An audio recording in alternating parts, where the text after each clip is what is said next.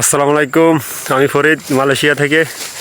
তো কাজের ফাঁকে আজকে একটা কাজ করতেছি। এই যে আমার হাতে ব্যাগ দেখছেন, এটা হচ্ছে মনে করেন এই যে বাগানে আইছিলাম কাজ করতে, ওখান থেকে করলা করলা তুলে নিতেছি ফাঁক করে ভাজি করে খাওয়ার জন্য।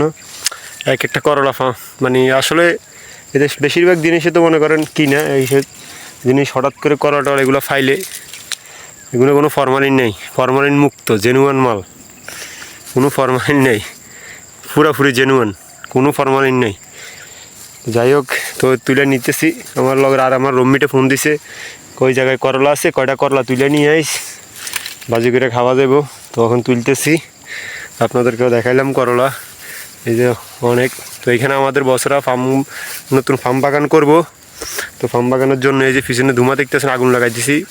কিছু ওই যে আগের পুরাতন জঙ্গলি যত গাছগাছালা আছে সব বেকু দিয়া সাইড করছে, এরকমে দুই সাইড করছে আর দুই সাইডে আগুন লাগাইছে।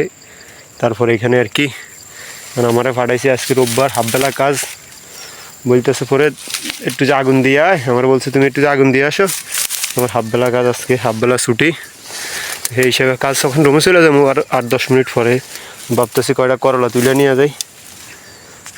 এখানে তো অনেক করলা আছে, হয়ে গেছে মোটামুটি একবেলা খাওয়ার মতো হয়ে গেছে দুইজনের।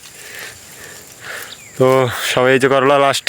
সব ভালো থাকবেন, আল্লাহ হাফেজ। দেখাবো নতুন কোনো ভিডিও নিয়ে, সে ভালো থাকবেন, আল্লাহ হাফেজ।